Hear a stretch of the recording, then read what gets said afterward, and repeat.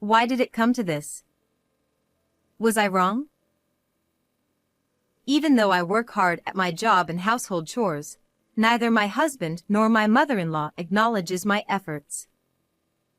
A feeling of frustration swirled in my chest, and it was unbearably painful. You only earn $1,000 a month, right? If you're not going to divorce, at least support your husband as a full-time housewife. That would be much better for the family. I heard something snap in my head. This is a good opportunity. I should really divorce a husband who doesn't even help with the chores. All right. I'll divorce. This was the trigger that led to the discovery of my husband's outrageous lies, and both my mother-in-law and husband ended up in a debt hell. My name is Sadie. I'm a woman in my 30s working as an office worker.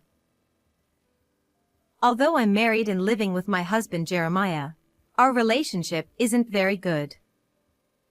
Even when I come home tired from work, Jeremiah doesn't help with any of the housework. He seems to think that all the housework is my responsibility. Sometimes we argue, but since I'm usually tired, I end up giving in. Taking advantage of my reluctance to push back strongly, Jeremiah becomes more and more arrogant. I'll stop complaining about Jeremiah here. There are other things that are truly painful. Among the issues related to Jeremiah, the most serious one concerns my mother-in-law, Valentina. I've never met a more troublesome person than Valentina. Valentina, who divorced a few years ago and is now single, lives separately from us but frequently visits our home, probably because she lives nearby. I just want to help my dear son and his wife a little. I want to be useful. She says such things, but it's all talk. She has never actually helped with anything. She just sits around watching TV while munching on snacks from our house. Watching Valentina's disgraceful behavior, I always sigh quietly. Please, do that at your own home. Don't show such behavior at our place. No matter how I think about it, it seems to me that she visits our home just to kill time. Well, it's still better if they just do nothing, but Valentina, together with Jeremiah, sometimes causes me a lot of stress. And it's the kind of stress that's unbearable and fatal. One day, after finishing an enormous amount of work and returning home exhausted, thinking I could finally take a breather, I found Valentina and Jeremiah in the living room. I could only be exasperated by Valentina, who was there as if it were the most natural thing. I couldn't understand it, but it seemed they were just sitting and waiting for the food to be served. You're quite late. Make dinner quickly. Jeremiah is right. We're starving here. Jeremiah and Valentina were rushing me as if it were only natural for me to cook. I felt my fatigue double. My work was just entering its busy season, and on this day, I had managed to come home relatively early. Jeremiah and Valentina didn't know this, so they said whatever they pleased without any consideration. Valentina, in particular, probably didn't understand the difficulty of my work or even the meaning of my work. It was useless to argue with such people. I'm sorry, I said, offering a perfunctory apology, and dragged my exhausted body to change clothes, tied the apron strings, and retreated to the kitchen. There wasn't much in the refrigerator. There were barely enough ingredients for 2 people, but making enough for 3 was questionable. It couldn't be helped.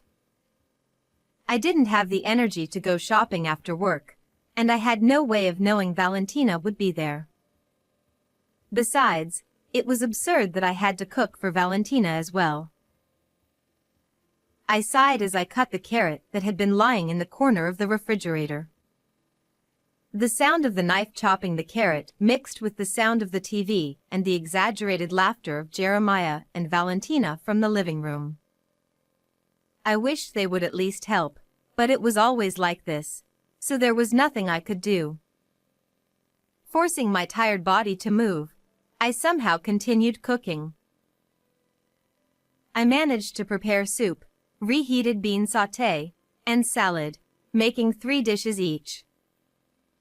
Just as I was about to carry them to the living room, Jeremiah, lured by the smell, came in. His face gradually clouded over. The next moment, Jeremiah and Valentina said something shocking. What is this? After making us wait so long, this is all we get? And bean sauté again? I give you so much money every month. Make something more luxurious. Really? Can't you make something better? Usually, you should make at least 7 dishes. Are you feeding Jeremiah such meager meals every day?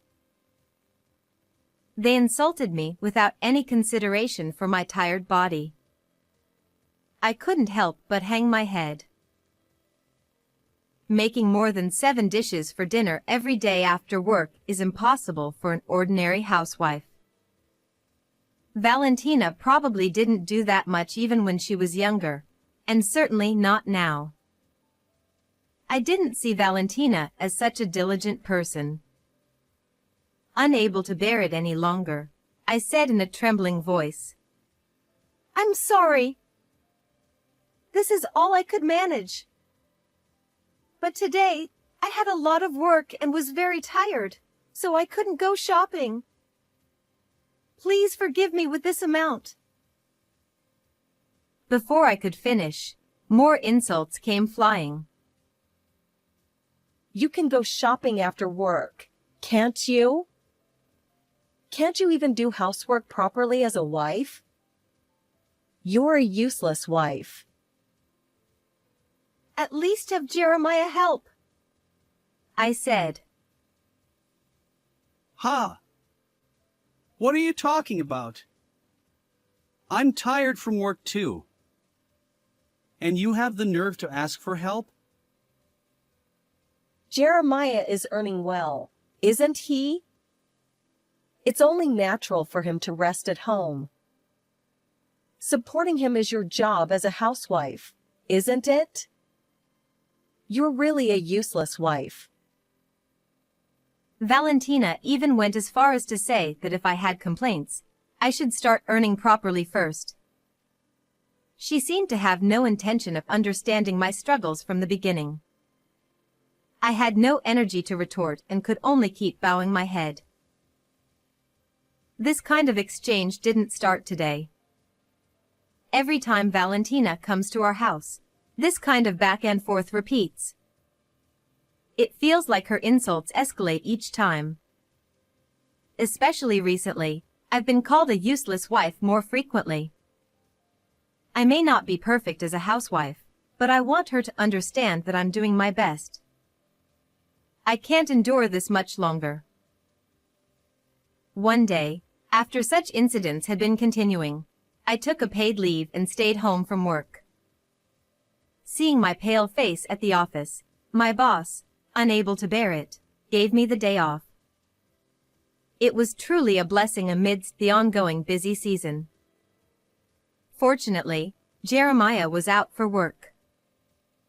I was genuinely relieved, not knowing what kind of argument might ensue if we met. That morning, thinking I could finally relax, I heard the front door open violently with a clatter. Suspecting something, I jumped off the sofa and rushed over, only to find Valentina standing there as expected. By now, I was used to it, But does this person not have the concept of ringing the intercom? Oh? Jeremiah isn't here today? She said as she barged into the house. Valentina plopped down on the sofa where I had been lying just moments ago. Why are you at home today? When I said I had the day off, Valentina let out a conspicuous sigh. You took paid leave, didn't you? With such little earnings, you don't have time to rest, do you? Somehow, she seemed even more irritable than usual today. Valentina noticed the leaves of the houseplant next to the sofa. A thin layer of dust had settled on their surface. By the time I realized it, it was too late. Valentina slid her index finger over the leaf, showing me the dust she had collected, and said, What is this? Are you really cleaning properly? Her words accusing me of neglecting my cleaning duties were mercilessly thrown at me. Valentina's eyes moved to the hard-to-clean areas like the window sills and the corners of the room. Harsh words kept coming, criticizing this and that. I could only look down and endure it. Honestly, it's strange that an elite like Jeremiah married a poor woman like you. The lecture had somehow shifted to my marriage with Jeremiah. Valentina seemed to still hold a grudge about my lack of financial stability at the time of our marriage. Indeed, back then, I was undeniably poor. My income was not high, and my lifestyle and appearance were modest. But I have changed since getting married. I work hard to support our household and earn a respectable amount. Why should I be dragged through the mud for my past and called poor? I almost started crying but held back. Just divorced Jeremiah already. Suddenly, those words were thrown at me. Her reasoning seemed to be that her son, an elite, deserved someone better than a poor woman like me. The sudden words pierced my heart. Even though I don't love Jeremiah now, the word divorce was quite a shock. It felt like my existence, which had been clinging to the somewhat stable concept of family, was being exposed. Divorce, just like that. Valentina continued with even more surprising words. Jeremiah earns $70,000 a year. And yet, what was that dinner the other day? Such a meager meal. Poor Jeremiah. I had no idea what Valentina was talking about. You only earn $1,000 a month, right? If you're not going to divorce, at least quit that job and support Jeremiah as a full-time housewife. That would be much better for the family. How did you even know about our income? Jeremiah showed me the bank account. He said he earns this much. I was stunned. The $70,000 annual income was mine, and it was Jeremiah who only earned $1,000 a month. The $70,000 bank account Jeremiah showed you is mine. What are you talking about? Are you trying to lie now, on top of being a poor woman who can't even do housework properly? It's Jeremiah who is lying. I regretted marrying such a pathetic Jeremiah. I felt ashamed of myself for finding comfort in the relationship of husband and wife. You're not looking down on Jeremiah, are you? After all the help he's given you, if you're going to tell such ridiculous lies, you should just get divorced already. I heard a snapping sound in my head. This is a good opportunity. I should really divorce Jeremiah, who doesn't even help with the housework. All right. I will divorce Jeremiah. Thus, I decided to divorce Jeremiah, packed my things, and actually left the house. I had been working tirelessly and supporting the family as best as I could. Yet, neither Jeremiah nor Valentina appreciated my efforts. How did it come to this? Was I wrong? These thoughts swirled in my mind, making me feel unbearably miserable.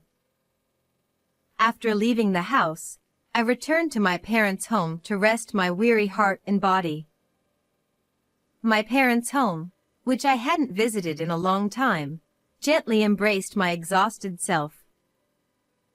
Although work remained busy, being far away from the source of my stress, Jeremiah and Valentina allowed me to spend my days in peace. One day, while I was freely taking a day off without anyone reproaching me, my smartphone rang in the living room. The caller ID displayed Valentina. I had a bad feeling. Hello? Sadie? Valentina's unusual tone made me hesitate. Once she calmed down enough to talk, she told me about the situation after I left. After I left, Valentina had been doing all the housework. One day, when Valentina checked the bank account for household management, she found a balance of only $100. Naturally, it was Jeremiah's account. Shocked by the difference from the previous balance she had seen, Valentina confronted Jeremiah. Jeremiah admitted that the balance was the living expenses for a month. He then confessed that the account he had shown before was mine, and his monthly income was only $1,000. Jeremiah, who had been praised by Valentina as an elite earner, had been hiding the truth out of pride.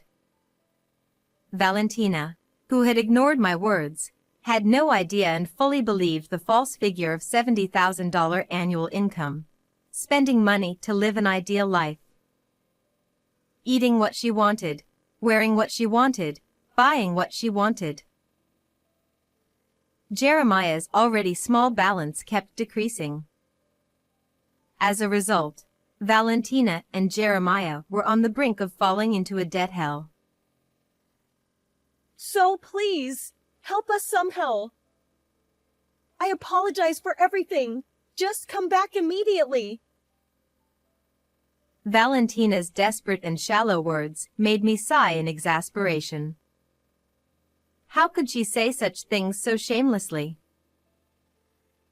The harsh words that Valentina and Jeremiah had said to me came back to my mind. Make dinner quickly, at least do the cleaning, quit your job and become a housewife, poor woman. I could never forgive them. Of course, I felt no sympathy at all. It was time to say what I had always wanted to say but couldn't. Why don't you have your elite son earn money for you? I coldly said that and hung up the phone with a click, leaving Valentina's voice, which was making some noise on the other end, behind. Still fuming, I looked at my smartphone's address book. There were Valentina and Jeremiah's phone numbers. I deleted those annoying contacts. For good measure, I also set them to be blocked. I had to free myself from Valentina and Jeremiah's curse. To sever this relationship quickly and surely, I took further action. I searched for a reputable lawyer online and through acquaintances. The lawyer I found quickly facilitated my divorce from Jeremiah. I completely cut ties with my in-laws. Finally, I was free from the annoying entanglements with my in-laws. According to rumors, Valentina and Jeremiah ended up in debt as expected. In the end, they had to apologize to Jeremiah's father to support them. Well, it no longer concerns me. I will live my life without being swayed by anything. Since the divorce, my work performance has improved remarkably. My boss praises me more often. My friends say I laugh more. I am happy with everything, feeling that I have truly gained freedom, separated from that past. I vowed to use my past misfortunes as a springboard and continue to strive hard. How did you like this story? Please subscribe to the channel. See you in the next video.